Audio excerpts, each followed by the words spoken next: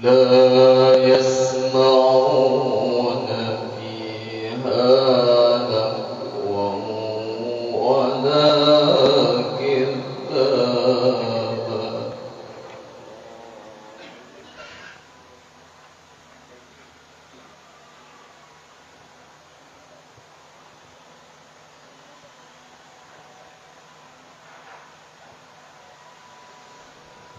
كذابا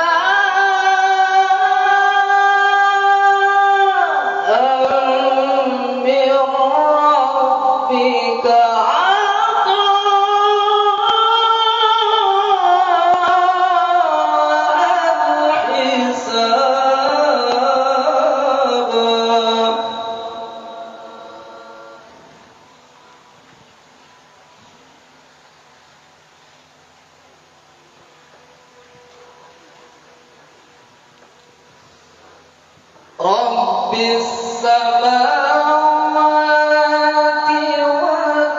والأرض وما بينهما الرحمن لا يملكون منه خطابا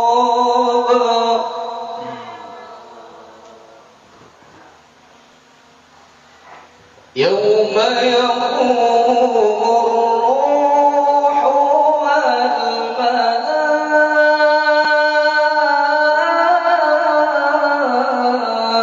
والملائكة صفا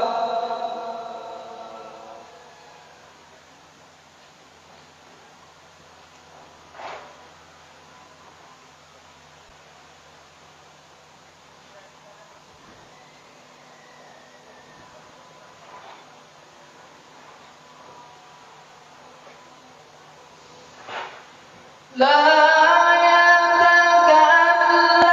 يتكلمون إلا من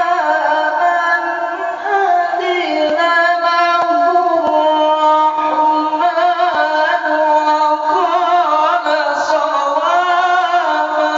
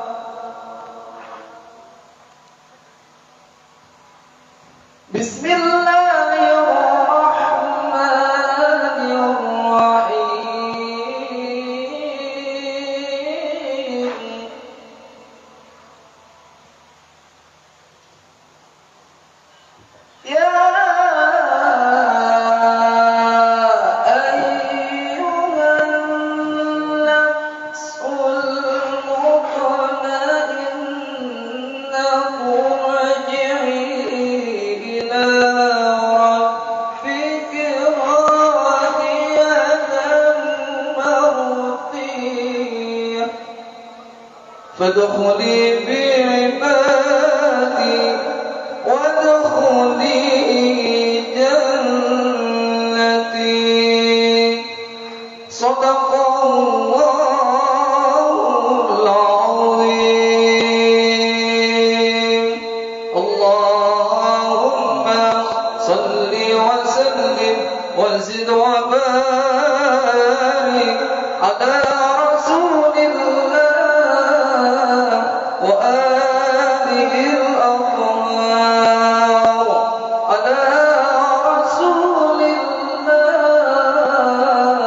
وأصحابه الأخيار. السلام عليكم ورحمة الله وبركاته. السلام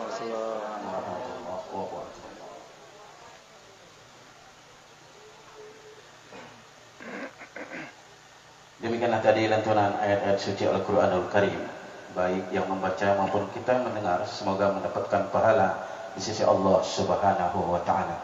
Amin ya Rabbal Alamin. Jerami tersangkut dekatlah rawa, semayan tumbuh di ujung laman. Kami jemput panitia pelaksana berkenan menyampaikan sambutan. Selanjutnya, mari sama-sama kita dengarkan sambutan Ketua Panitia Pelaksana sekaligus pimpinan Pondok Pesantren Darul Hikam Batam, pada Al-Ustaz Agus Yusuf Subhan. Majelis mempersilahkan. Fadal.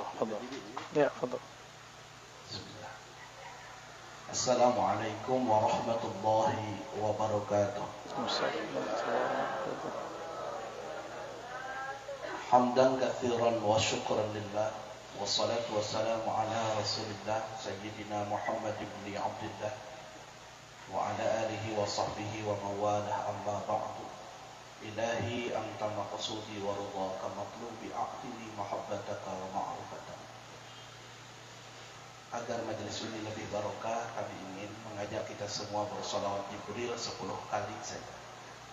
Mari ikuti. Sallallahu ala Muhammad, sallallahu alaihi wasallam, sallallahu ala Muhammad, sallallahu alaihi wasallam, sallallahu ala Muhammad, sallallahu alaihi wasallam, sallallahu ala Muhammad, sallallahu alaihi wasallam, sallallahu ala Muhammad, sallallahu alaihi wasallam, sallallahu ala Muhammad, sallallahu alaihi wasallam, sallallahu ala Muhammad, sallallahu alaihi wasallam, sallallahu ala Muhammad, sallallahu alaihi wasallam, sallallahu ala Muhammad, sallallahu alaihi wasallam, sallallahu ala Muhammad, sallallahu alaihi wasallam. Alhamdulillahirabbil alamin, hadiratan wal muhtaramin wa sa'adatul ulama wa karamatul fudala, wa bil khusus di hadzal liqa, dalam pertemuan dan majelis ini, guru kita yang mulia yakni Buya Dr. Ar-Razi Hashim MA. Terima kasih Buya sudah hadir di Pondok Pesantren Darul Hikam. Kami seperti kehadiran bulan purnama. Luar biasa beliau yang saat ini Allah lagi memberikan anugerah, ilmunya sangat bermanfaat dan juga menjadi wasilah kepada kita. Atas keberkahan ilmu beliau, kita diberikan keberkahan ilmu daripadanya. Amin ya Allah ya Rabbal Alamin. Yang kedua, sahabat kami Bapak Letkol Firdaus hadir yang mendampingi beliau, karena dengan wasilah beliau Buya bisa hadir di tempat kita ini. Asalnya ini jadwal jalan-jalan beliau. Nah, kata Uni udah jalan-jalan Ustaz. Saya sampaikan kalau insyaallah Buya memang mengisi pengajian. Alhamdulillah. Terima kasih Pak Letkol, terima kasih Buya. Yang ketiga, kepada Unir ini sebagai panitia yang luar biasa, terima kasih sudah menghadirkan Buya di tempat kami ini. Semoga segala urusannya diberkahi oleh Allah Subhanahu wa taala.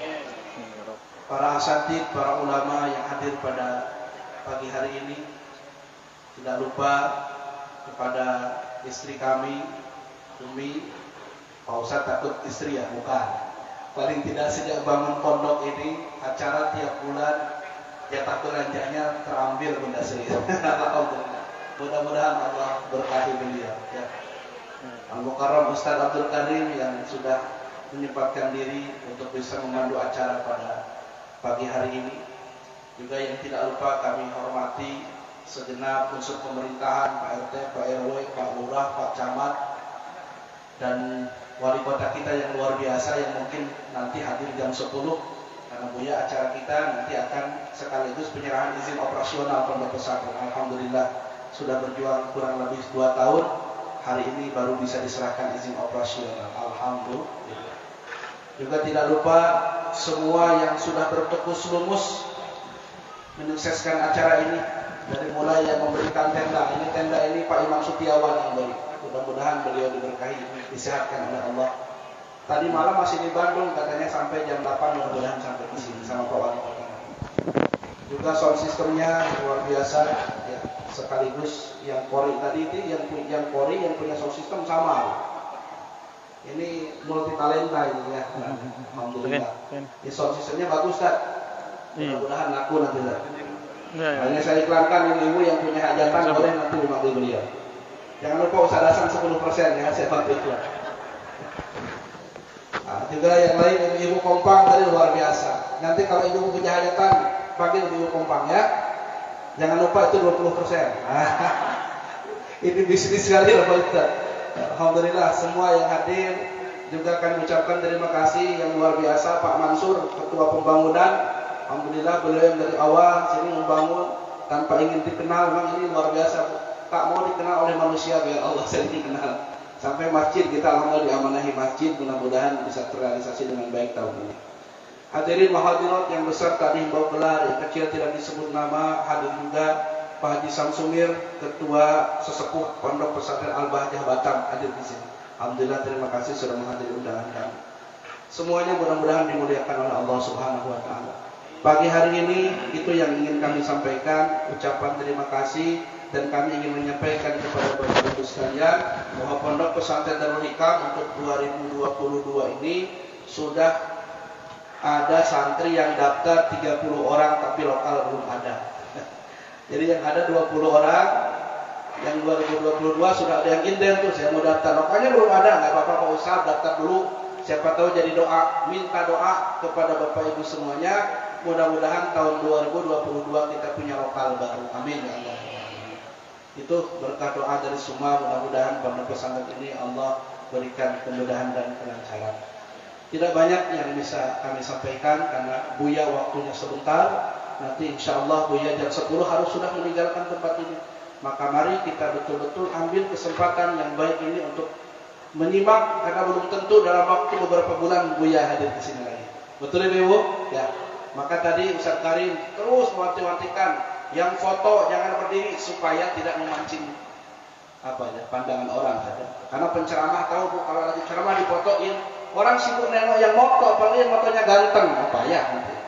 Bagi-bagiin makanan dinantikan dulu. Siap, mari kita fokus mendengar kajian daripada guru kita semuanya. Selamat datang Pak Iwan. Ya, terima kasih. Mudah-mudahan tidak ada halangan Pak Wali datang. Amin. Baik demikian, wallahu muwaffiq ila aqwamit thoriq. Assalamualaikum warahmatullahi wabarakatuh. Assalamualaikum. Terima kasih banyak kepada Ustaz Agus Yusuf yang telah memberikan laporan sekaligus sambutan. Mudah-mudahan di majelis kita nanti ini saya ingin menyampaikan kepada Bapak Ibu semua di akhir acara kami akan mengadakan penggalangan dana untuk selanjutnya dipergunakan untuk kelancaran pembangunan pondok pesantren ke depan. Mudah-mudahan jadi amal jariah kita semua yang berkesempatan hadir pada hari ini. Amin. Kumandang azan panggilan sholat, siap sholat duduk mengaji. Kalau hidup ingin selamat, patuh dan taat perintah ilahi. Selanjutnya, mari sama-sama kita dengarkan nasihat agama kepada yang mulia Al-Mukarram Al-Ustaz Buya Dr. Araji Hasim. Majelis dengan segala hormat menjemput. Baik, syukur.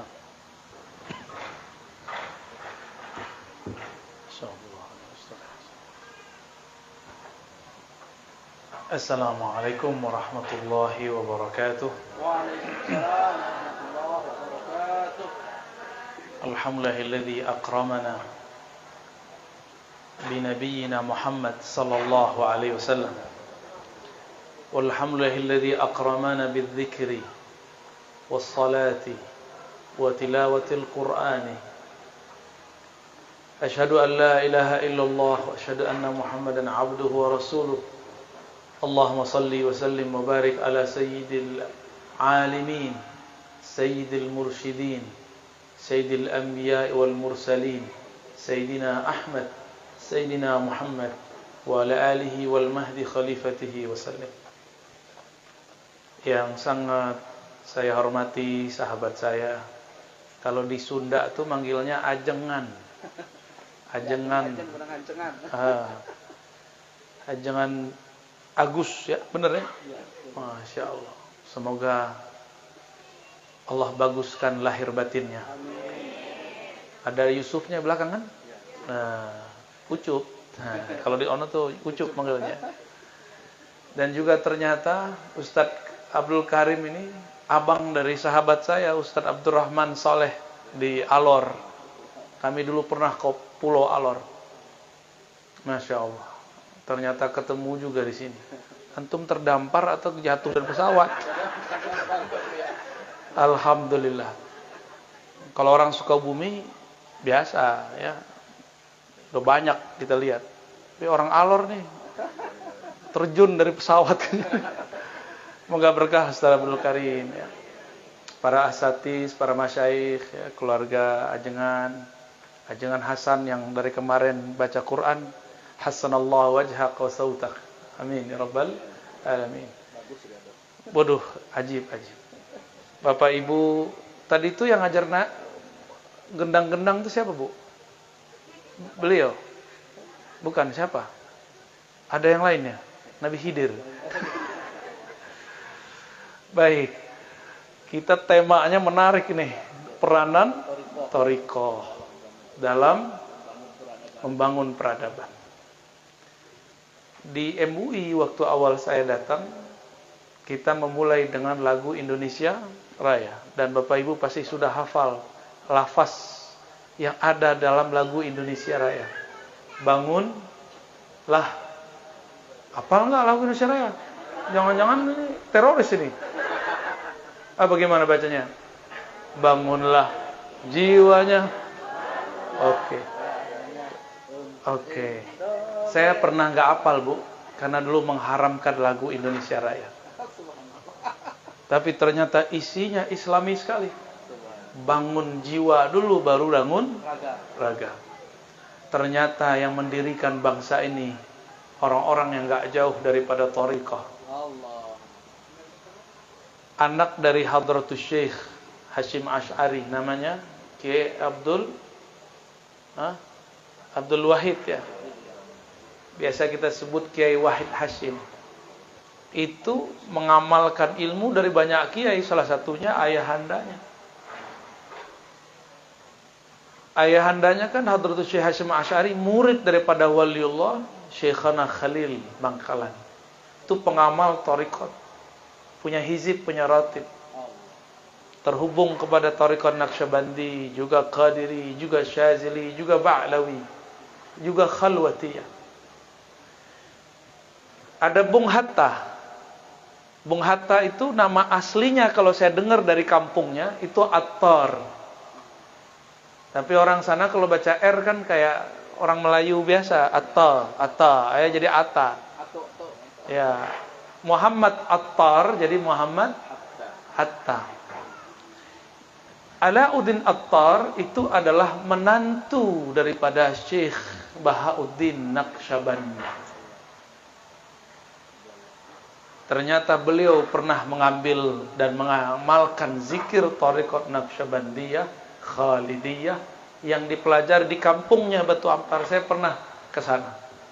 Bahkan kemarin pun dari sana. Ya, kita tunggu-tunggu tuh orang yang nantang-nantang kita nggak datang-datang. Di sono. Habis itu udahlah kita nggak mau lagi ngelayanin mereka udah. Ya. Buang-buang energi dan waktu. Ramainya cuma di sosial media ya. Ke depan saya udah nggak mau lagi. Kalau mau debat-debat sama mahasiswa kita aja. Karena yang ngajak debat ukuran-ukuran mahasiswa saya. Tuh kalau sombong begitu tuh ya. Astagfirullahaladzim.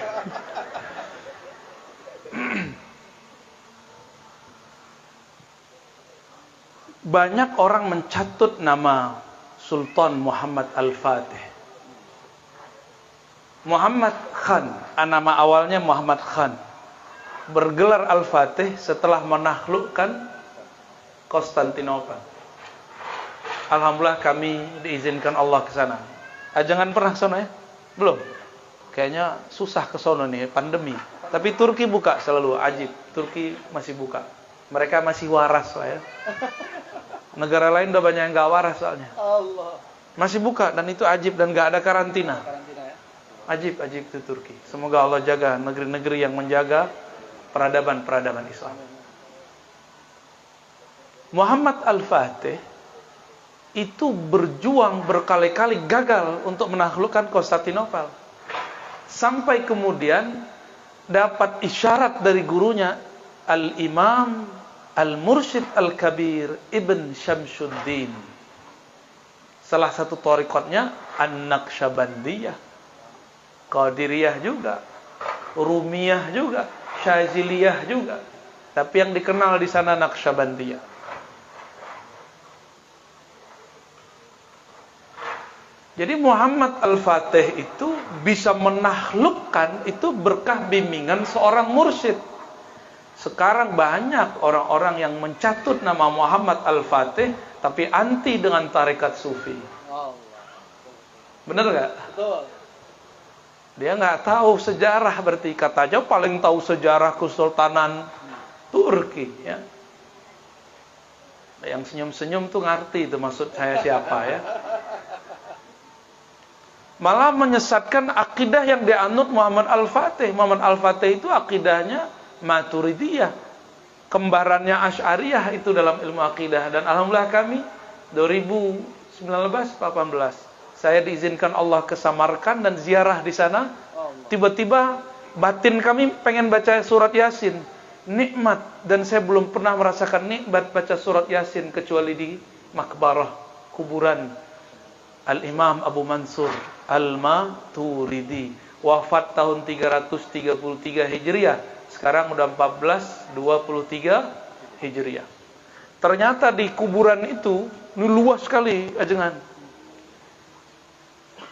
400 ulama bernama Muhammad. Jadi itu makbarah Muhammadiyah namanya.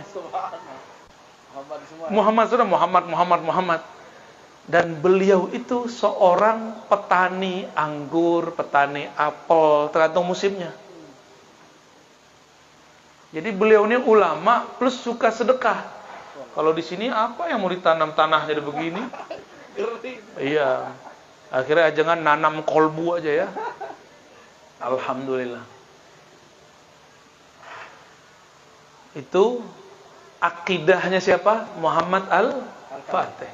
Muhammad Al-Fatih itu bermazhab Hanafi, bermazhab dia. Sekarang nama beliau dicatut, semangatnya diambil, tapi gerakan keruhaniannya gak diambil. Bisa gak mencapai apa yang dicapai beliau? Gak akan bisa. Maka saya menghimbau siapapun yang mengambil nama beliau, ikuti jejak beliau. Khilafah, kita semua merindukan khilafah. Tapi bukan khilafah yang memberontak. Nabi tidak pernah menurunkan satu berhala pun dari kota Mekah, dari Ka'bah. Gak pernah. Berapa tahun Nabi dakwah di Mekah? 10 tahun. Gak pernah nyinggung Tuhan-Tuhannya. Ya gak ada. Maka amar ma'rufnya itu beda. Amar ma'rufnya butuh ada kesabaran. Sampai datang masanya Allah sudah berkalam kun, maka itu berhala turun dengan sendirinya. Yang menurunkan itu orang Mekah yang dulu nyembah itu.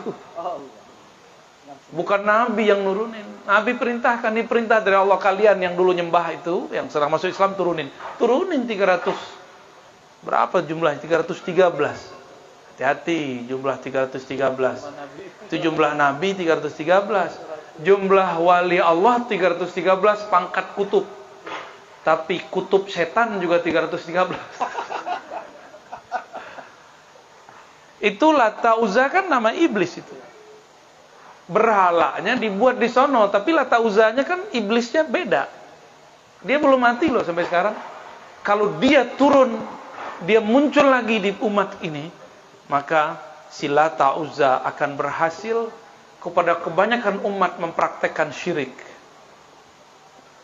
Tarekat itu memberantas syirik khafi, syirik yang ada di dalam hati nurani, diberantas dengan la ilaha illallah. Ada yang bisa dengan zikir lembut, ada yang nggak bisa.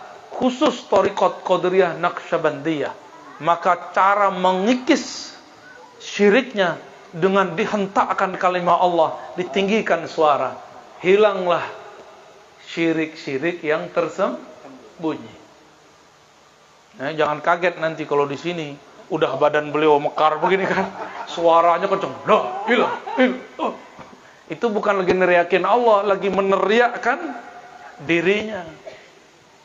Jadi jangan suuzon kalau ada orang zikir keras-keras, ya. Kita yang budek, ya. Kita yang tuli kolbunya. Itu Muhammad Al-Fatih. Sekarang banyak, ya, kita ini semua merindukan Al-Quds, tanah suci kita, kembali ke tanah umat Islam.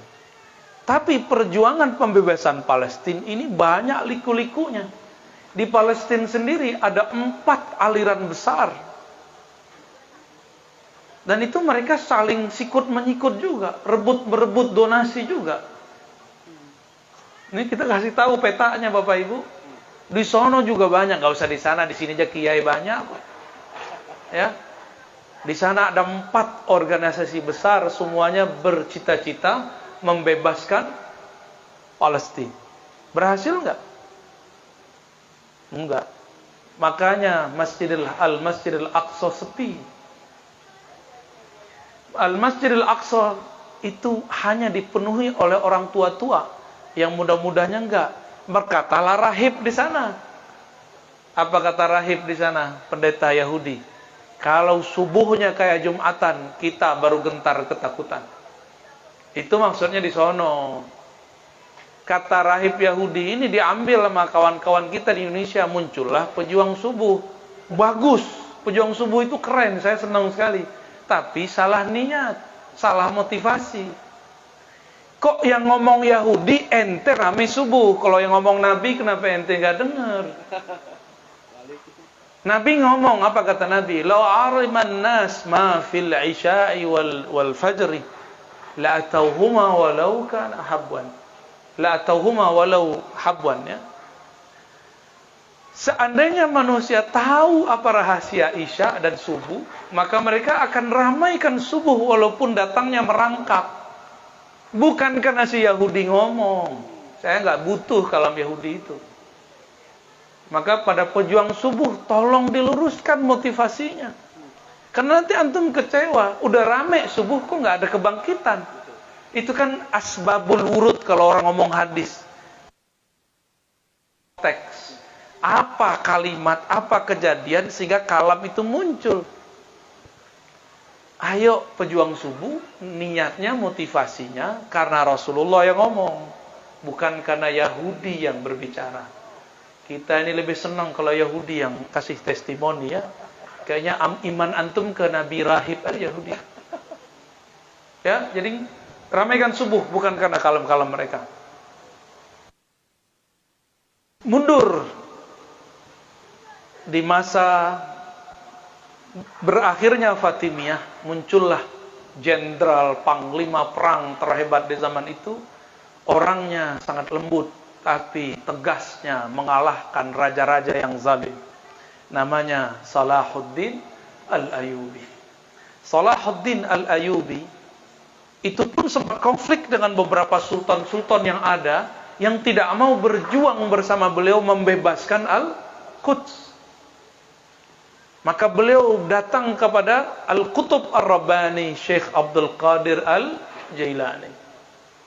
Maka Syekh Abdul Qadir Jilani titipkan seorang muridnya yang berpangkat wali kutub, dijadikan mursyid, pembimbing, mentor Salahuddin Al-Ayyubi. Tapi antum percaya atau tidak? Mentornya, wakil talkinnya, pangkatnya kutub. Kutub itu wali tertinggi. Ya, di atasnya ada satu lagi. Al-Ghaus. Ya. Nabi itu 124.000. Yang diangkat jadi Rasul 313. Yang paling mulia Sayyidina Muhammad sallallahu alaihi wasallam. Ada 25 yang disebut, maka juga ada 25 Ghaus besar. Ada satu paling mulia Nabi Muhammad sallallahu alaihi wasallam. Di zaman beliau Syekh Abdul Qadir, beliaulah pimpinan para walinya. Wali sama wali tahu, ya. Yang enggak tahu ya wali murid.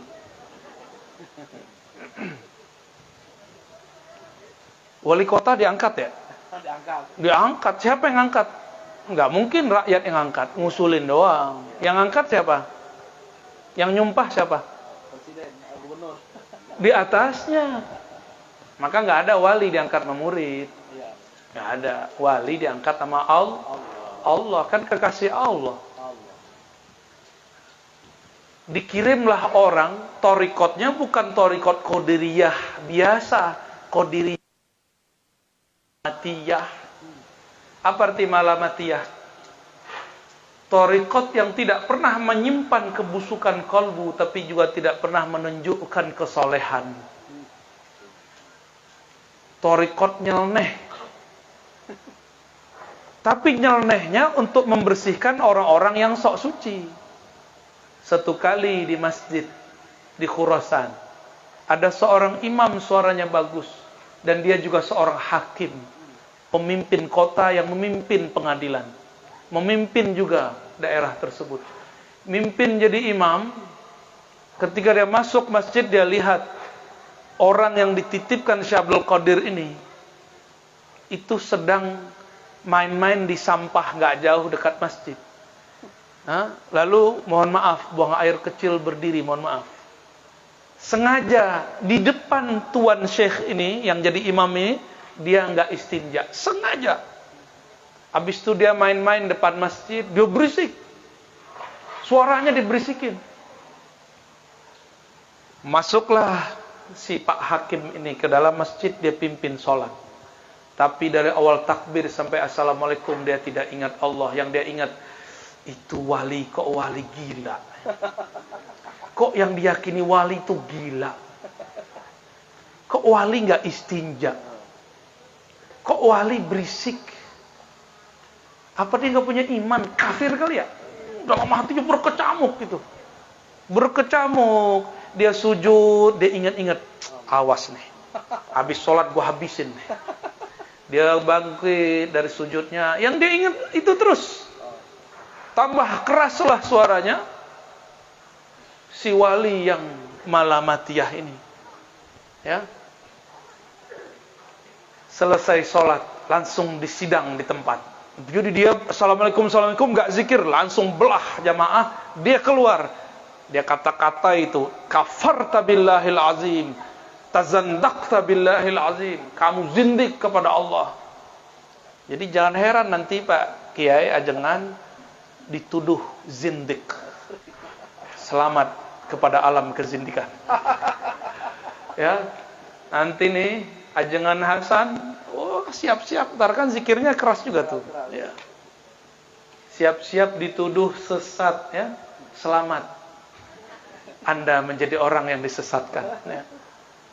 Siap-siap nanti dituduh tawasulan itu syirik.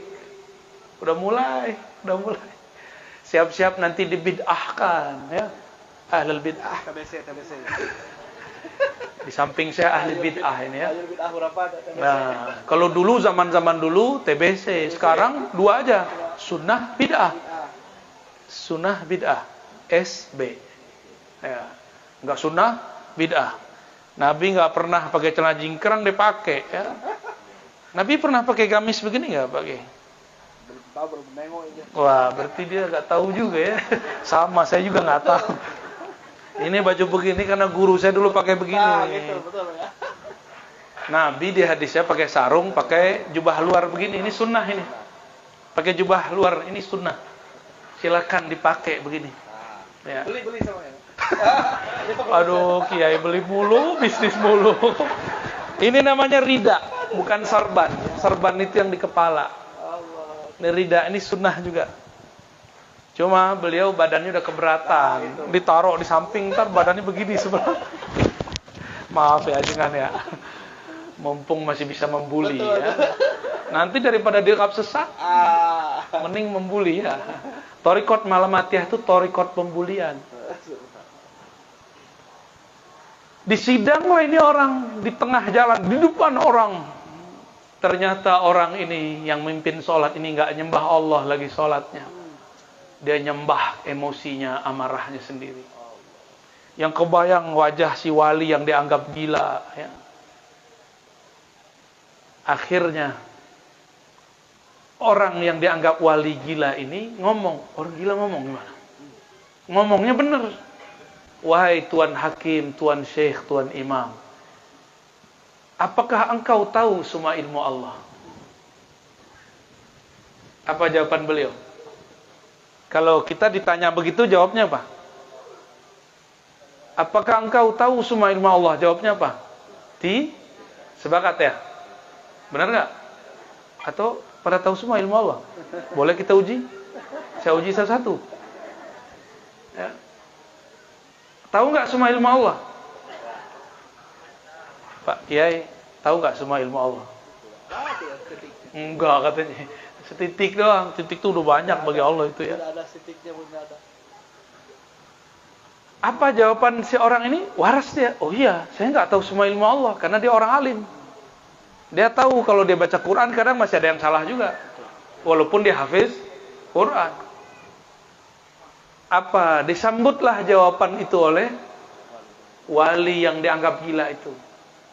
Wahai Tuan Syekh yang sangat alim, jika engkau tidak tahu semua Allah, ilmu yang engkau tidak tahu, itulah yang aku kerjakan barusan. Bengong dia. Gak jadi disidang, dilepas. Dibukalah semua rahasia itu Syekh sama wali gila nih. Ente dari awal takbir gak membesarkan Allah. Yang ente ingat muka aneh yang juelek begini. Ente sebelum masuk ke masjid ngintip ya, kalau aku buang air kecil nggak istinja, kan menurut pandangmu aku tidak istinja.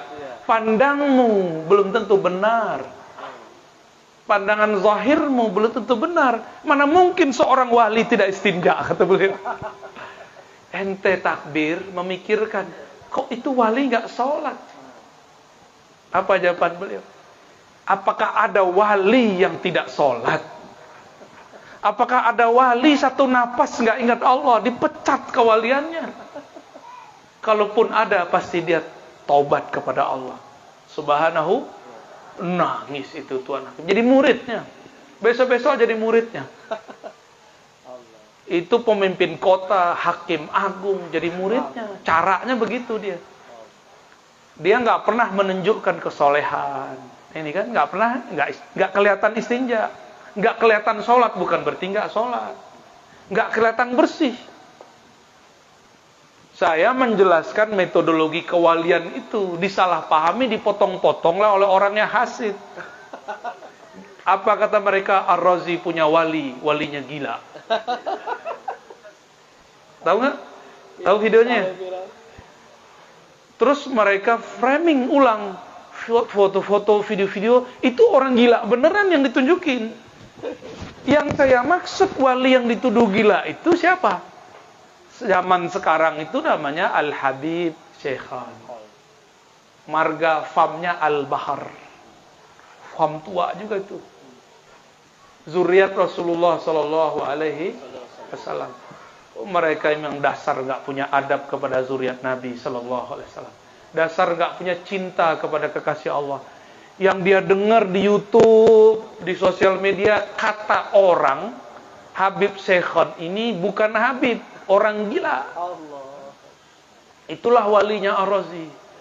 Jika Hawan Syekhan itu gila, mungkin Ar-Razi lebih gila. Ini beberapa waktu yang lalu, saya habis majelis, suara saya serak. Kita majelis jam 12 malam sampai jam 3. Saya mau ada majelis lagi, ba'da subuh. Tiba-tiba orang bilang, Wan Syekhan datang. Maka saya segera turun dari tempat kita istirahat untuk nyalamin beliau sekaligus berangkat. Ternyata beliau sudah bolak-balik keluar dari rumahnya, terakhir yang ke-10 kali bawa sesuatu di mobilnya. Yang dibawa apa enggak? Tahu enggak, Ajengan? Sirih. Saya itu biasa bawa permen ngilangin serak. Tapi permen itu kan kimiawi. Mungkin masih merusak organ di dalam diri saya, dalam tubuh. Maka gampang lelah waktu itu. Itu Wan Sekhon bukan dokter. Ar-Razi dokter kata orang di kampus. Yang gila itu kata ente, itu ngasih saya sirih. Saya sembuh dengan sirih itu dengan izin Allah.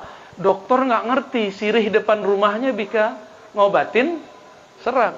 Orang gila kata ente, itu bisa nyembuhin dokter. Kira-kira mana yang lebih pintar? Mana yang wali? Paham maksud saya? Orang itu ngelakon aja. Dia itu sandiwara depan kita itu. Kita ini mandang dia dengan suuzon atau mandangnya dengan husnuzon.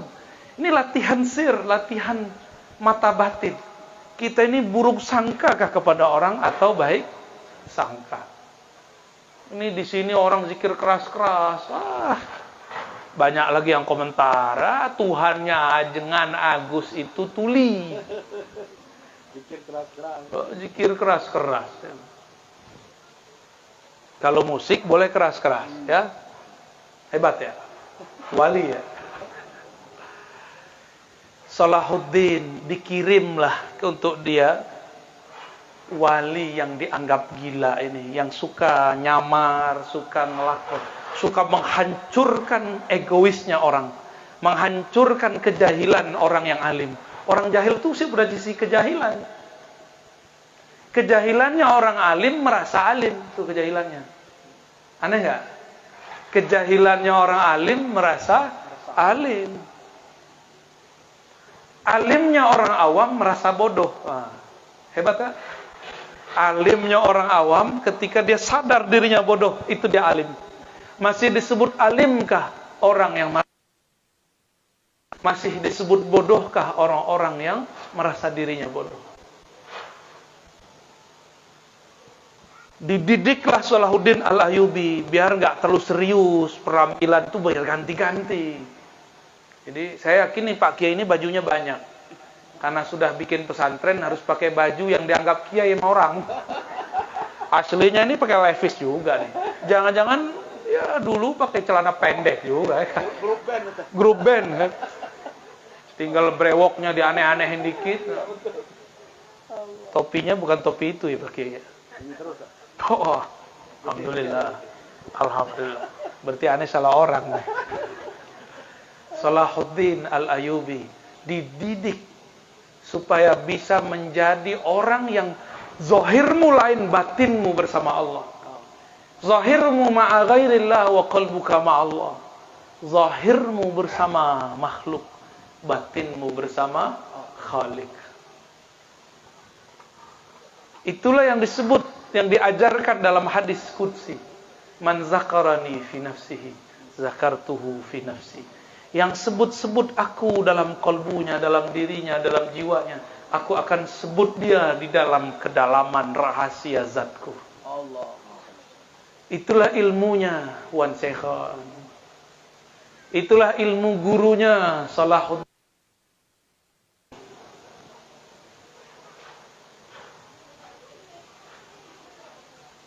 Akhirnya Salahuddin Al-Ayyubi ilmunya dan dia nyamar jadi dokter. Tahu kan kisah itu? Dia nyamar jadi dokter, itu ilmunya dari orang yang dianggap gila tadi. Kalau nggak belajar kepada orang yang dianggap gila, nggak tahu dia cara nyamar tuh, cara ngelakon, cara memerankan yang bukan dirinya, tapi kolbunya tetap standby dengan Allah Subhanahu wa Ta'ala. Nyamar. Panglima perang salib sedang mengalami sakit keras. Biasanya wali-wali aneh ini punya ilmu mengobati. Tadi si dokter diobati oleh siapa? Wali yang antum anggap gila itu. Sembuh. Sampai sekarang tolong sediakan daun sirih. Kayak orang-orang tua dulu sampai sekarang. Dulu ke Bunda, ya Bunda ini Haji Novi, saya tahu tolong sediakan sirih. Sekali aja saya makan sehari. Cocok untuk munsyid seperti antum, ajengan. Jadi perutnya nggak masuk angin lagi, coba kemasukan sirih. Ya, 3 pagi, 3 malam. Ya, 3 pagi, 3. Ya, sholawat, kirim Fatihah buat Nabi sallallahu alaihi wasallam, buat Wan Sehat. Ya. Insya Allah tuh mujarab itu. Ya. Ya, kunyah aja kan. Sirih ini seperti hidup, awalnya pahit, lama-lama. Ya. Pahit dulu ya. Pahit dulu. Oh. Mau disikat dulu pesantrennya, ternyata dapat tanah 1.300 ya. Alhamdulillah. Pahit dulu baru manis. Dicaci maki dulu, baru Allah pertahankan akidah yang kita sedang perjuangkan. Bapak Ibu, tidak sedikit yang mencaci maki saya. Berkeyakinan, siapa yang sebut namanya dalam kesunyian, dalam dirinya yang terdalam, Allah akan sebut-sebut namanya di dalam zatnya. Siapa yang sebut nama Allah dalam keramaian, Allah akan meramaikan namanya di keramaian para wali, para nabi, malaikat-malaikat. Bukan hanya malaikat, para nabi, para wali. Maka wali-wali yang sudah masyhur dulu di langit sana baru muncul di sini. Jangan terkenal dulu di bumi, nyundul langit nggak nyampe-nyampe. Diyakini wali oleh 1 juta umat, 1 miliar umat, gak akan pernah diangkat jadi wali kalau Allah tidak pernah menyebut nama dia dalam zatnya. Mereka lah yang disebut wali-wali Allah subhanahu wa ta'ala. Maka dalam Thariqat Qadiriyah Naqsyabandiyah, Pangersa Uwa Ajengan Jejen, Abah Anom, ya, Sahibul Wafa Tajul Arifin, zikir pertama itu keras, lembut, biar dapat dua-dua hadis itu. Zikir keras di depan khalayak, zikir lembut di dalam kedalaman diri. Semoga para pengamalnya diberkahi oleh Allah Subhanahu wa ta'ala. Gak usah cari ilmu yang aneh-aneh, cari jimat. Zikir aja la ilaha illallah 100 kali pagi. 5, itu angka asror namanya. 100 dari hadis, ahli hadis. 165 dari ahli thariqat, ada riwayatnya juga. Sama-sama riwayat, cuma ini riwayat ahli hadis 100 kali. Riwayat ahli thariqat 165 kali. Riwayat ahlul haqiqah 70.000 kali. Itu namanya zikir fida atau zikir ataqah, zikir pembebasan. Salahuddin Al-Ayyubi diajarkan juga zikir penyembuhan. Coba lihat, Abah Anom punya pondok inabah kan? Itu berkah la ilaha, ada lagi obatnya kecuali itu. Orang sakau obatnya buat teriak-teriak. Teriaknya kalimah la ilaha illallah. Sembuh itu orang sakau. Jadi kalau ada keluarga, teman, saudara mau dibebaskan dari ketergantungan kepada narkoba, antar ke pondok inabah. Insya Allah sembuh. Insya Allah. Malam-malam biar dia bisa melawan sakaunya, diberikan air yang dingin, air dari gunung tuh, ya, air mata air disiramkan.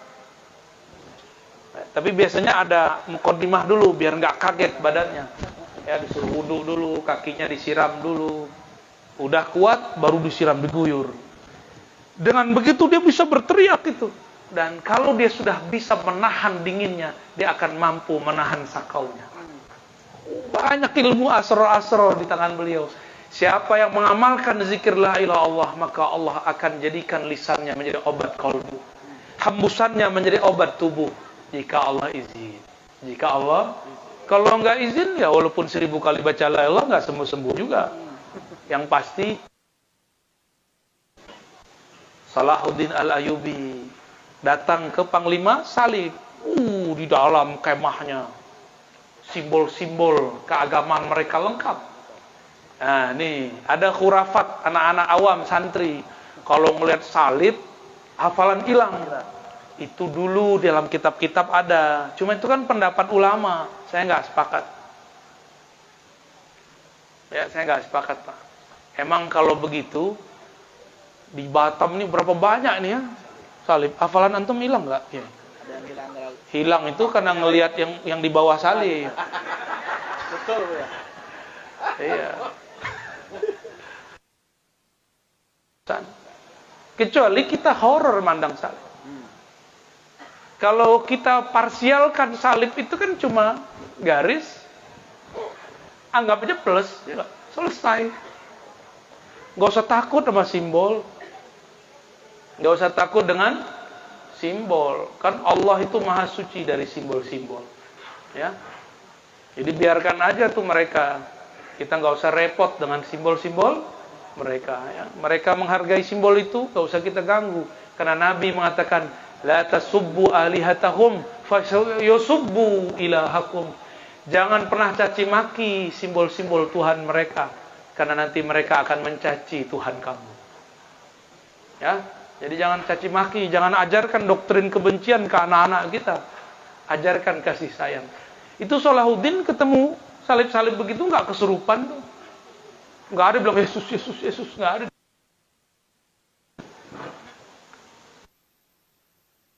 Diajaklah ngobrol itu panglima salib, panglima perang salib. Ngobrol segala macam, selesai.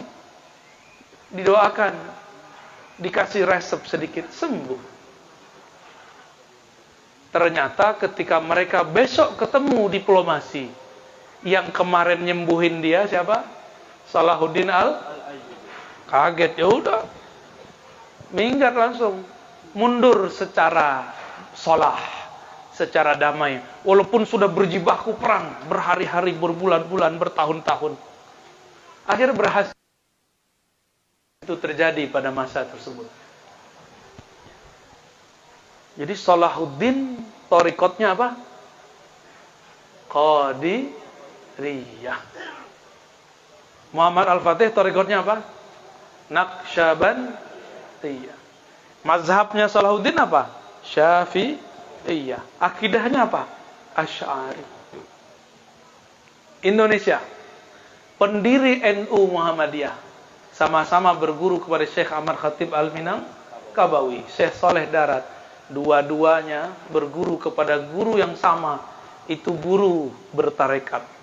Syekh Saleh Darat itu pensyarah kitab tasawuf hikam, tarekatnya Syaziliyah. Tadi Syekhana Khalil lebih banyak di situ, itu Qadirian, Naqsyabandiyah, Syaziliyah. Sedangkan Syekh Saleh Darat mursyid Syaziliyah. Jadi pendiri Muhammadiyah itu juga seorang sufi. Makanya Buya Hamka tanpa ada rasa takut nulis buku tasawuf modern. Saya nggak tahu itu, apakah banyak yang protes ke beliau itu saat itu ya. Mungkin dari kalangan kawan-kawannya protes, tapi kalau Buya Hamka ngomong didengar orang. Buya Hamka punya ayah namanya Syekh Abdul Karim, itu mursyid thariqat Naqsyabandiyah dan Khalwatiyah. Dia punya kakek namanya Syekh Amrullah di Maninjau, itu mursyid 3 thariqat Naqsyabandiyah, Ba'lawiyah, Khalwatiyah. Gimana? Said Ahmad Zaini Dahlan, Mekah semuanya. Jadi itu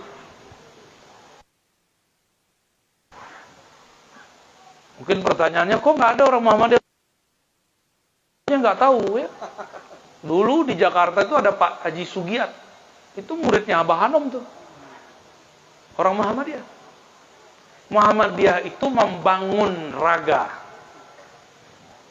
makanya banyak bangunan-bangunan. Ya mereka juga bangun mental, tapi lebih kelihatan. Kalau kampus Muhammadiyah ada di mana-mana wajar, tapi kalau pesantren yang ada di mana-mana punya siapa? NU. Jadi mereka ini sebenarnya saling melengkapi. Kadang-kadang saling sindir. Ya, kadang-kadang lupa dengan misinya, bahwa mereka ini bangun jiwa, bangun raga.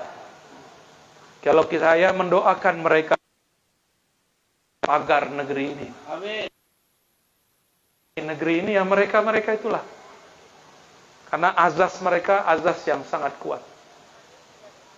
Bapak Ibu Saudara sahabat yang berkahan Allah, Yang mendirikan bangsa ini pun orang-orang setan mau diam nggak? Nggak bakal diam. Maka setan membisikkan kepada wali-walinya, wali setan, tapi apa kata setan? Orang kalau bertarikat gila. Ar-Razi walinya gila. Ya. Ahli bid'ah, suka dongeng dan khurafat. Tapi pakai kopiah kayak kita. Berjenggot, lebih panjang jenggot aneh, ajangan. Antum benar-benar ahli bid'ah. Jenggotnya lebih panjang dari aneh. Tapi ngomongnya ya salam, ya Allah. Rasulullah enggak kayak mereka. Ya. Saya bani cuma ngeritik aja. Ngeritik kan beda dengan cimaki. Kita di pesantren ada namanya Bahsul Masail. Itu biasa tuh kritik-kritik tuh. Di pesantren begitu. Ketika masuk kampus lebih dahsyat lagi. Satu skripsi dibimbing oleh 2 orang, diuji oleh 4 orang. Tesis disertasi dibimbing oleh 2 orang. Ujian per babnya macam-macam. Saya per bab ujian zaman kita dulu di UIN. Masing-masing ngata-ngatain dengan ala profesornya mereka. Ketika ujian terakhir dihajar sama 6 orang. Biasa aja tuh, gak pernah saya bilang, Anda ini kufar. Anda ini menista agama. Yang saya tulis ini tentang agama Allah. Gak ada begitu. Malah senang dikritik orang. Senang kita dikritik orang. Karena kritik itu membangun jiwa. Kritik itu membangun. Ibu-ibu mau gak dikritik? Mau, beneran. Paling ngambek 3 hari. Bapak-bapak mau gak dikritik ibu-ibu? Hah? Bang, keteknya mau bang. Bang, jangan pakai baju begitu bang, aku malu bang. Ya, ikutilah. Baik. Kalau sudah nyata begitu, sejarah tidak bisa ditolak. Imam-imam Masjidil Haram sebelum zaman sekarang, rata-rata semuanya berthariqat. Mereka membangun peradaban dengan kerohanian yang kuat. Dan ini diakui pun juga oleh penulis-penulis dari Belanda. Namanya Martin van Brunei. Saya kira ini orang kafir, suka nyari kesalahan. Ternyata gaya dia nulis beda dengan pendahulunya orientalis. Dia sudah nggak mau disebut orientalis, menyebut dirinya revisionis, bahkan mengkritisi orientalis lama. Penemuan dia ketika dia meneliti di Uzbek, di Kurdistan, Asia Tengah, jihad-jihad dan pembangunan negeri yang membangun adalah ulama-ulama, mursyid-mursyid tarekat. Itu penemuan orang barat loh. Tapi kok kiai-kiai nggak pernah meneliti, ustadz-ustadz nggak pernah meneliti, berani bilang kemunduran umat karena sufi. Sufi itu paling gampang maju. Ya. Kenapa paling gampang maju? Dia nggak cinta duit, dapat duit untuk istrinya dipotong kayak tadi. Untuk anaknya dia kurangi. Anaknya banyak soalnya, santri kan anak dia semua. Gak mungkin. Saya udah ngelihat hampir semua kiai-kiai itu menghabiskan harta, jiwa, waktunya untuk membangun negeri. Maka kita doakan para ajengan, para kiai, Allah kuatkan hati mereka, kuatkan badan mereka. Allah kirim orang-orang untuk menyokong perjuangan mereka. Amin ya rabbal alamin. Bapak ibu yang sudah telat, gak sempat jadi kiai, bantu kiai. Udah gak sempat kan? Kalau gak, sini saya ajarin kitab Jurumiyah. Gak lolos 3 hari pulang. Jurumiyah, ya dulu kita belajar seminggu langsung bisa. Langsung bisa menerjemah dan mengi'rab, menjelaskan gramatikal Quran min awalihi ila akhirihi. Dulu, kalau sekarang lebih insya Allah, insya Allah. Berkat para guru, para kiai. Maka kami ini tanpa bimbingan, tanpa tamparan mereka, tanpa gebrakan meja mereka, nggak jadi orang. umur paling takut dibentak orang. Tapi bapak saya nggak pernah bentak. Bapak saya nggak pernah bilang kau, ang itu nggak pernah, sekali seumur hidup sekali aja. Waktu saya mengkritisi beliau. Jadi saya juga berani kurang ajar tuh kritisi bapak saya itu. Keluarlah kalimat kau. Kalau di sana panggilnya ang, bukan ajengan aang, bukan. Sahib antum. Ang itu kasar itu. Kau artinya.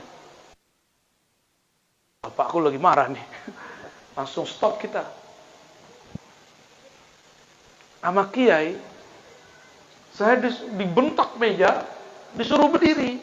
Seumur-umur hidup saya cuma sekali disuruh berdiri sama kiai. Dan sekali dibentak di depan jamaah, di depan murid-murid santri. Tapi efeknya apa? Saya nggak takut lagi berdiri di depan. Efeknya apa? Itu dulu beliau lempar itu. Dihempaskan kertas yang saya tulis. Cuma salah nulis waw. Nulis bahasa Arab lancarnya, nggak perlu mikir. Ngetik pakai, nggak perlu ngelihat keyboard. Udah begini aja udah jalannya. Alhamdulillah. Jadi muridnya jadi ulama. Kalau wali gentak murid, wali menghardik murid, itu muridnya akan bakal jadi wali. Kalau wali santri, wali murid belum tahu. Ya. Gurunya kiai pendakwah, muridnya jadi pendakwah. Gurunya ahli hadis, muridnya jadi hadis. Gurunya wali, pasti muridnya jadi wali. Kiainya jalan-jalan. Berat jadi kiai itu. Karena dia harus standby di sini. Coba aja lihat, keluar beberapa hari, itu kacau itu di pesantren. Bener nggak? Ajengan? Pasti begitu. Kiai itu kayak induk ayam, harus ngangkremin. Apa yang diangkremin? Telur. Umurnya berapa kalau telur biasa menetas? 21, 22, 23 hari ya. Kalau dia sering keluar, masuk nggak? Itulah sering kenapa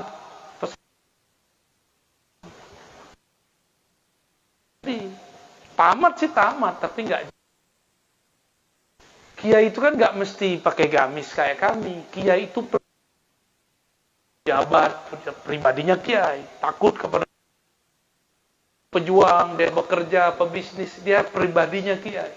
Rasulullah itu kan memerankan semua pengembala domba, kurma, apalagi sebagai pedagang, apalagi pemimpin, konsultan, semua nggak ada. Mau gaji Rasulullah berapa? Beliau direktur zakat yang urus. Beliau langsung terima. Sampai settle semua para sahabat udah tahu pola-pola Nabi, baru Nabi diwafatkan. Disitulah mereka pecah itu.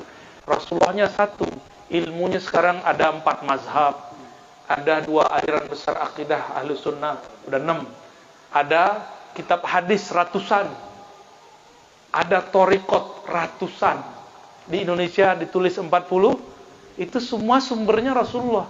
Nggak pernah kuliah, tapi lebih pintar daripada dokter. Karena langsung Subhanahu wa ta'ala. Itu yang dapat saya sampaikan. Maka saya mengajak, mari berakidah Ahlus Sunnah, jaga mazhab fikih kita dengan benar, dan bertarik anaknya sallallahu alaihi wasallam. Ya. Udah, Ustaz. Boleh.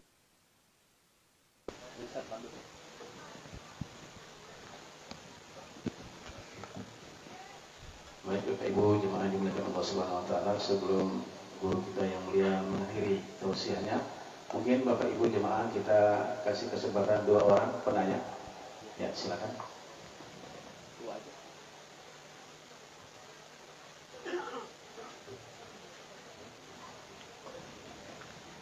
Baik, bismillahirrahmanirrahim. Assalamualaikum warahmatullahi wabarakatuh. Assalamualaikum warahmatullahi wabarakatuh. Alhamdulillah, kami ucapkan kepada Al-Mukarram Ustaz Agus Yusuf Subhani yang sudah memberikan kesempatan untuk belajar langsung pada Abuya kita Ar-Razi MA. Semoga Allah Subhanahu wa taala senantiasa memberikan rahmat dikabulkan. Amin ya Rabbal Rabb. alamin. Amin ya Rabb. Perkenalkan, nama saya Muhammad Zaki Wardi, dan alhamdulillah kita sering kebetulan sibuk di radio juga, yaitu di Radio Sialar. Jadi Buya, langsung saja saya ingin menanyakan berkenaan tentang apakah seorang pengamal thariqat itu hanya boleh mengamalkan dan tidak boleh menggabungkan antara satu thariqah dengan thariqah lainnya, karena dikhawatirkan akan terjadi kerancuan dalam berthariqah. Yang kedua, apakah ketika seorang sudah berbaiat dengan satu thariqah kemudian berbaiat dengan thariqah lainnya, maka baiat sebelumnya itu dianggap batal? Mohon penjelasannya, Bu ya. Jazakumullah khairan katsiran. Assalamualaikum warahmatullahi wabarakatuh. Assalamualaikum. Dulu thariqat zaman dulu itu kan muncul dari tasawuf yang penuh kedisiplinan. Maka tasawuf itu ibarat sekolah. Sekolah dulu sampai sekarang sama. Bisakah orang sekolah di dua tempat di jam yang sama? Bisa nggak? Paham? Dulu thariqat itu seperti sekolah. Sekarang thariqat nggak seperti sekolah, cuma jadi pelarian dan hiburan. Panik-panik baru ya, mau nyalek baru datang, ya. Utang banyak datang ke Anak mau ujian datang ke ajengan. Jadi antum ini pelarian. Samat jadi pelarian.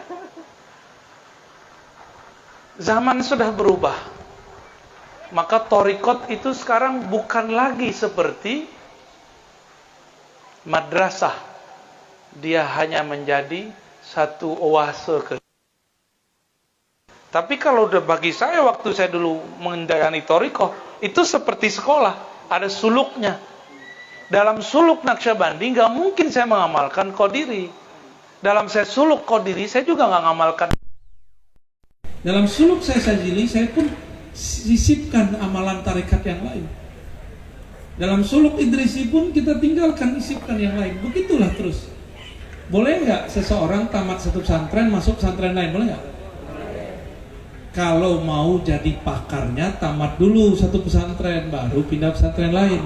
Tapi kalau mau selama-lamanya jadi santri kelas 1, ya pindah. Udah mau naik kelas, pindah. Tahun besok pindah lagi. Tahun besok pindah lagi. Selamat Anda menjadi santri abadi, ya.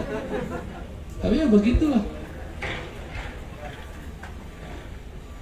Untuk zaman sekarang, ikuti saja amalan guru-guru yang bersama. Kita ikut misalnya 4 majelis, ya udah, kalau di majelis A kita ikut amalan fulan. Tapi kalau pulang kita istigharah kepada Allah. Ya Allah, aku mau mengamalkan kemana? Mursyidku yang mana? Tolong kasih ujub. Karena berthariqat beda dengan taklim. Berthariqat tuh ngamalin zikir. Kalau taklim guru boleh 1000, tapi mursyid cukup 1 orang. Supaya zikirnya nggak bingung. Ini kan mau ngirim Fatihah bingung. Yang muncul 3 orang wajahnya. Kalau ini di Fatihah ini nggak kelihatan, kan nggak enak. Apalagi kalau guru mursyidnya 10 kan bingung. Kecuali kalau ajengan udah biasa duduk lama. Ngirim Fatihah 100 orang sekaligus juga bisa. Ya, di Tulung Agung ada thariqat Syaziliyah, ngirim Fatihahnya 100 tokoh. Satu-satu. Ilah Al-Fatihah, ilah jangan aku Yusuf Al-Fatihah, Al-Fatihah. Jadi Fatihah aja udah setengah jam. Tapi berkah karena Fatihah itu thariqat tertinggi. Langsung dijemput di aras Allah. Murid itu mengira zikir yang hebat itu zikir di kolbu. Belum tentu. Fatihah itu adalah inti dan awal, akhir, ujung daripada semua thariqah, nggak ada lagi. Jadi kalau ada santri-santri salik-salik, ikhwan-ikhwan thariqat disuruh tawasulan sama gurunya, itulah puncak thariqat. Itu puncak thariqat, karena tawasul itu akan menghasilkan syafaat. Kalau kita dapat syafaat, nggak perlu banyak-banyak zikir, langsung dibawa kehadiran Allah Subhanahu Wa Taala. Contoh nih, saya ada keperluan kepada pemimpin kota. Di sini wali kota ya. Kalau pakai proposal, pakai kelamaan, cukup kenal aja beliau-beliau ini kan. Gimana? Kenal Pak Sekdanya, kenal ininya, wakilnya, oh udah lengkap. Kenal kepala bagian mananya, tinggal diatur waktunya. Tergantung antum tawasulnya sama siapa nih. Kalau sama kabak, sama sekda, lebih kencang yang mana? Ya, sama karyawan di wali kota, sama kabak, cepetan mana? Kira-kira begitu. Tawasulannya ke wali siapa? Kalau tawasulannya ke wali tertinggi, wah, jarak antum dengan Allah sebentar aja nyampe. Belum lagi zikir, udah hadir rasa bergantung kepada Allah Subhanahu wa ta'ala. Jadi silakan banyak guru, banyak ijazahan, ratib, tapi mursyid hanya satu. Cukup satu.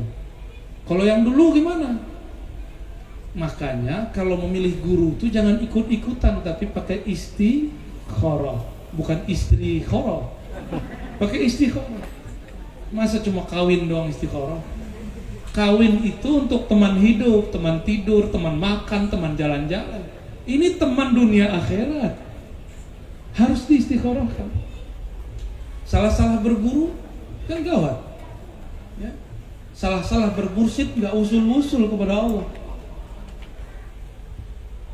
Kira-kira begitu. Dan thariqat ini banyak. Tadi yang saya ceritakan, ini thariqat akan muncul lagi di akhir zaman. Thariqat malamatiyah, thariqat aneh. Zahirnya tidak pernah menunjukkan kesolehan, batinnya tidak pernah menyimpan kecuali nama Allah, nama Rasulullah Sallallahu Alaihi Wasallam. Kita soleh-soleh begini, kolbu cabul, serius. Otak kotor, batin terisi dengan selain Allah. Aku aja kita ini begini semua. Maka nggak ada kita ini, walaupun ditutup dengan pakaian sebagus apapun, selamat. Nggak ada. Hanya ampunan Allah yang bisa menyelamatkan kita semua. Ya?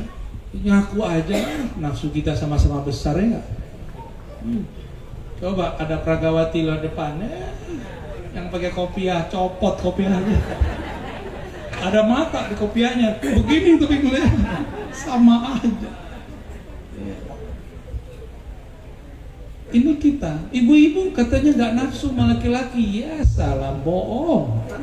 Nabi Ucup, Nabi Yusuf lewat depan ibu-ibu sosialita, itu istri pejabat semua.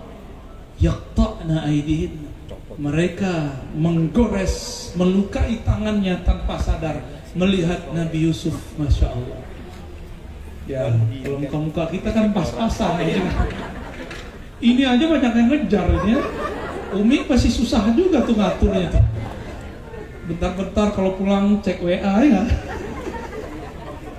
Ya Rocky waktu itu juga, aduh, ini curhat nih Umi.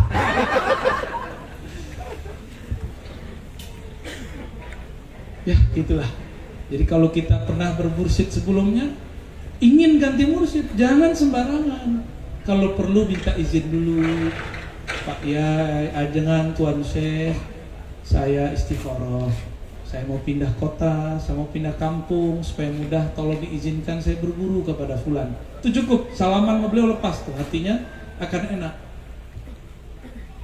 Kalau enggak jadi goresan terus. Guru udah meninggal gimana? Datang ke kuburannya. Orang dikubur kan ngerti kita ngomong, Assalamualaikum ya al-kubur, ya. Jawab nggak mereka? Mau diajarin ilmunya? Ntar kabur, tiap kali lewat ke kuburan kedengeran orang, kirim Fatihah dong mas. Kirim lah, itu mereka tuh berisik tuh ngomong. Untung kita nggak dengar. Kalau kita dengar, waduh capek. Siapa tahu di sini ada kuburan dulu kan? Kan kita nggak tahu. Inilah nikmat Allah. Allah tutup pendengaran kita dari yang gaib.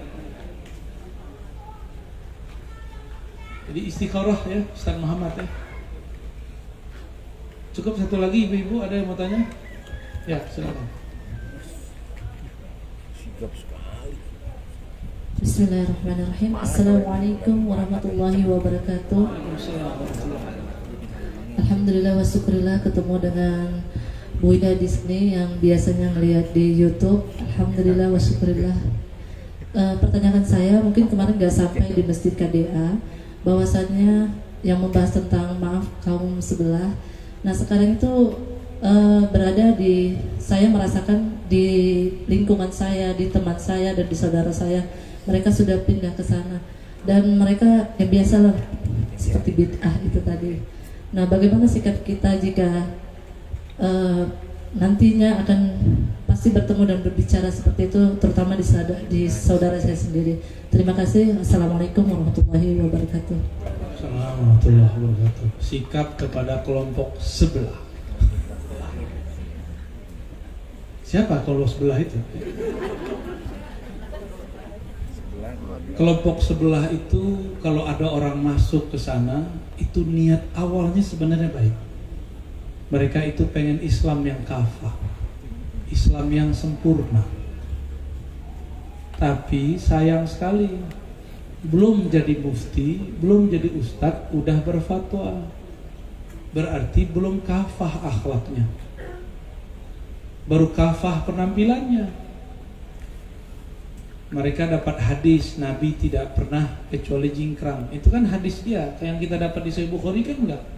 Ternyata hadis yang dimaksud hadis yang disampaikan ustadznya aja. Yang disampaikan Ustadz Ar-Razi nggak dipakai karena beda mazhab, dia anti mazhab. Padahal hadis sesama Sahih Bukhari. Ikut Bukhari, ikut Ustadz. Imam Bukhari meriwayatkan bahwa Nabi juga pernah tidak jingkrang misalnya. Ini sebagai contoh. Sayyidina Abdullah bin Umar pernah mencukur jenggotnya. Itu pernah dilakukan. Maka Bapak Ibu yang dimuliakan Allah, kalau ada saudara kita sedang asik di alam sebelah itu, dimaklumi aja. Gak usah diajak debat. Nanti kalau ajak debat, ada aja lucu-lucunya ya, sama emosi-emosinya, sama keluar-keluar dari grup, ya nggak? Mau konflik atau mau enak-enakan? Ya udah islah aja. Ya, kita ini nggak pernah mengatakan mereka ini kafir, syirik. Mereka yang mensyirik-syirikkan kita. Kita ini nggak suka membidah-bidahkan orang. Mereka yang bidah-bidahin kita. Jadi yang mulai mencari permusuhan selama ini siapa? Mereka kok. Kita yasinan nggak ada nyakitin mereka, mereka nyakitin kita. Maka Bapak Ibu yang bukan Allah, wa'mur bil urf, ajaklah dengan kebiasaan yang ada. Khuzil afwa, maka berilah maaf. Jadi banyak-banyak maaf. Islam yang diajarkan Nabi tidak ada kebencian. Islam diajarkan Nabi banyak kesabaran, banyak maaf, maafin saja. Ya, cukup kami aja yang jotok-jotokan ya di atas mimbar begini. Bapak Ibu nikmatilah kajian-kajian kita. Kira-kira lebih kurang itu karena saya harus siap-siap check out ya Bapak Ibu. Mohon maaf kepada Bapak Ibu yang baru datang, kami harus langsung balik ya. Bapak Ibu nggak perlu salaman lah ya nanti sama saya, cukup pakai kolbu, pakai hati ya. Assalamualaikum warahmatullahi wabarakatuh. Siap. Gulung dari sini ke depan. Gulung dari sini. Ente ke depan dulu. Kami ucapkan selamat datang kepada Bapak Iman Setiawan.